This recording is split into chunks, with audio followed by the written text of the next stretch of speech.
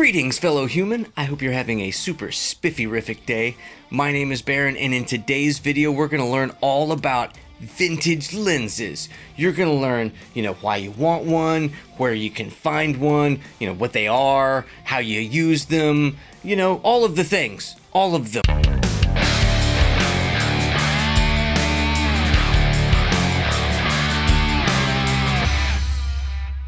Some of my favorite lenses are vintage lenses. What vintage lenses are, basically they're lenses that were invented before autofocus was a thing, back in the olden days, the days of yore, when them thar hills were young. They tend to be insanely well built. They're usually made out of metal and stuff like that, and they're just like super robust, and they will take a beat. That's why they're still around, because they were built like a tank, built like a lens. Not built like a tank, unless they built tanks like lenses. It's a weird phrase. English is stupid. Stupid. Most vintage lenses have completely different optical characteristics than, modern lenses do. Like this guy is a Russian lens that was built eons ago. This one is a 37mm f2. It's called the Mir B or Mir B, Mir 1B.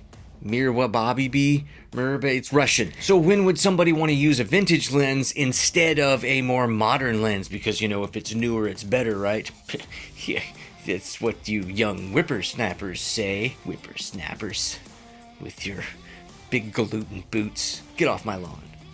Because of the different visual characteristics of the vintage lenses, they might be way better at something than a modern lens is. And clients don't generally care when the lens was made or how the lens works. As long as the product that you give them is awesome, they're going to be happy anyway. One of the biggest reasons you're going to want to look into these vintage and older lenses for your newer camera is the price. You can find something like this. This is a 50mm Canon prime lens. It's in wonderful condition, even though it was made in 1985 or 6.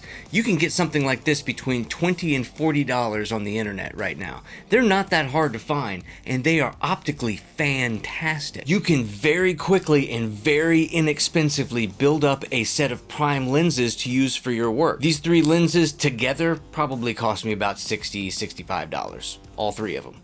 They're all awesome. That's why I still have them. And I'm not giving them to you. No, I will not lend them to you. Go get your own. They're mine. My lenses. I've been using a collection of vintage lenses for years. They're some of my favorite lenses. I use them for my personal projects. I use them for paid client work. Everything you see in today's video is being shot using vintage lenses. This shot right now that you're looking at, that I'm looking at you, you're looking at me, I'm using the Canon FD 28mm f2.8. That's on the camera right now, or I'd show it to you, but it's encompassing you. You're there. It's part of you. You are now, and there's a connection.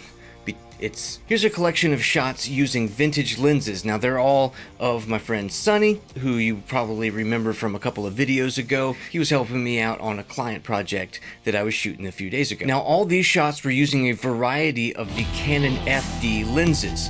I was using the Canon FD 50mm 1.8.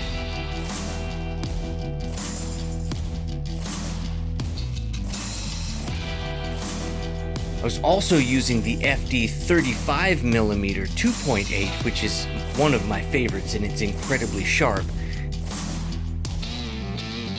as well as the 28mm 2.8.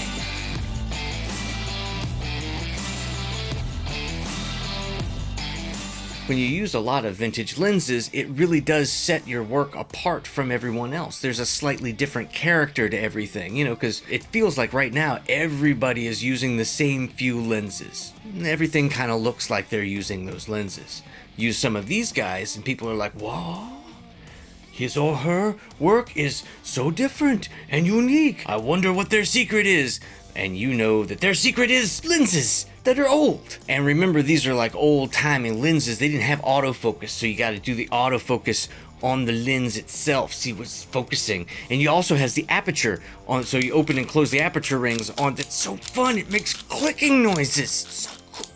Most of the modern mirrorless cameras actually have features that make it incredibly easy to get perfect focus with one of these lenses as well. Even though you gotta do it by hand, the focus peaking and all the other focus assist systems that are on the cameras make it super easy. It's so sharp, so sharp. Great, so now you got one of these super cool old-timey lenses, and on the back of it, it's got this old-timey lens mount. Because back in the day, there were different ways to attach lenses to those cameras. Like this is the, I think called the M42 mount, which screws on. It's like feek, feek, feek, feek, feek. Then you have like other mounts like this one, which is a FD mount, which was a clicky thing. How do you get that old-timey lens mount onto your newfangled camera mount? Well, you need to get an adapter thingy, because these guys are, you take this and you go and you do the thing and you go, what? And then, oh, what? It's now it's on there, and then you take this and you stick it on the camera. And you can find lenses like this in all kinds of places. You can find them at flea markets, you can find them at antique stores and thrift stores. You can probably find them in, you know, your parents' attic or basement or garage, or like a friend's basement or garage. You should ask them first before you go into their, you know, and start rattling. You don't ask first. It's rude.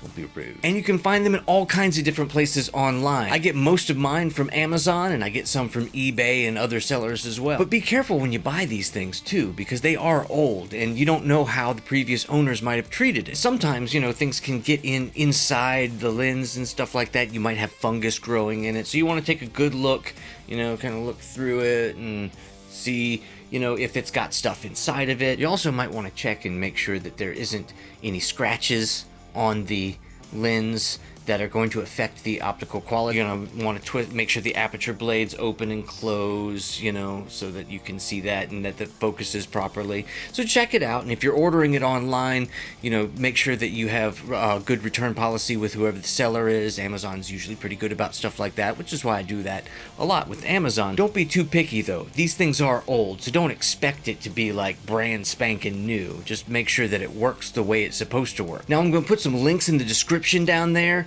of some places where you can get some of my favorite vintage lenses, including like these FD lenses and some of these Russian lenses, and they're affiliated links. So, you know, if you use those, it helps me out, and I greatly appreciate that. Please, I need help.